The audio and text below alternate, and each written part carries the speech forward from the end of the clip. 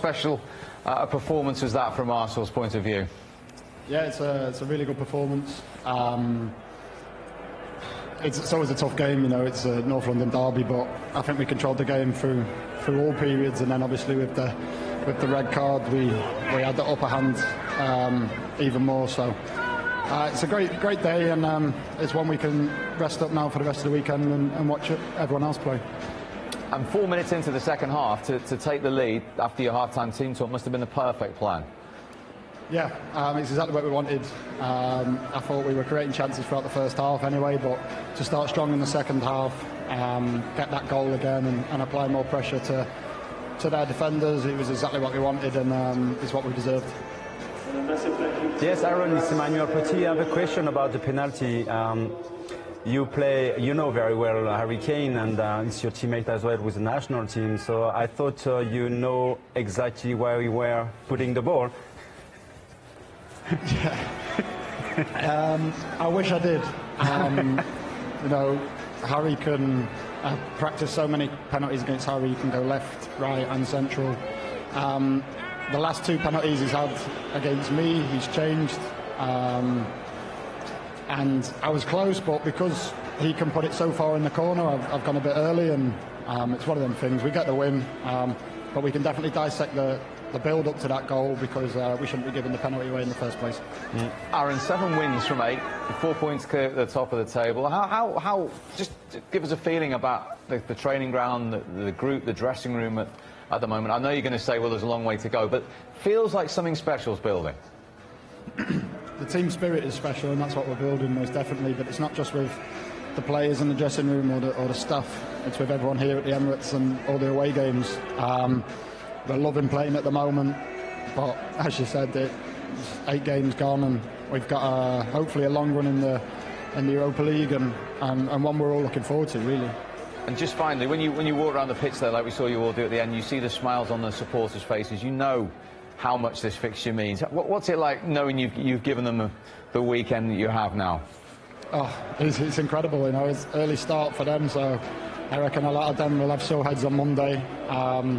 There'll be a lot of bragging right at work, and that's what we want. And obviously at the end of last season they took the win, so to get one back on these and start the weekend well, special to see all the fans celebrating. Very well done again, and thanks very much indeed for joining us. Thank you.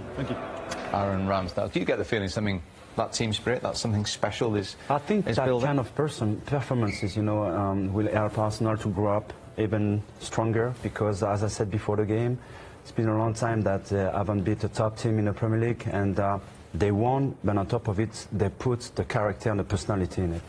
You've all said the turning point was the red card. What was your view at the time, Dimitar? Well, I'll repeat myself, and I said that when you play with 10 men behind the ball and constantly you defend and run after the ball and try to chase it and you need to get it, and after you get it, because you're 10 men behind the ball, there's nowhere front, so you don't know where to pass it, and you lose it again. That can play on your emotion, and when you start to build an emotion, you just want to release it at some point, and sometimes if you're not smart enough, like in this case, you're going to do the stupid thing, and for me, that's a stupid challenge, honestly. It's not calculated, the ball is far away, and he's just begging for a card. Was it a harsh red card, as we spoke? It's a hard one, but maybe it's so far away from the goal. Look, there's no need to do that. Exactly my point, but because you're emotional, you want to get the ball, you're running like crazy all day long, and then you do stuff like this.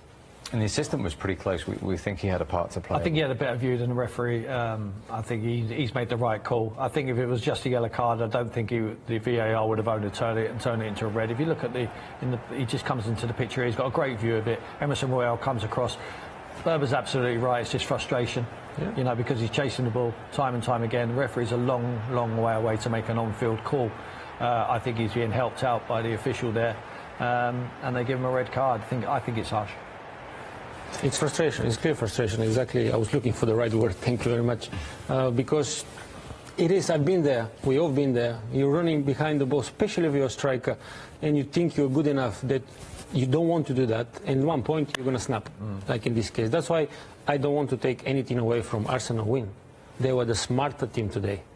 You know, they were the smarter team. Spurs, sometimes they're doing the mistakes they don't need to do, and they suffer because Yeah, of it. but Dimitar, don't you think there is no plan B, you know? there's no plan. For Tottenham, yeah, we spoke about that. They always play the same way. Yeah.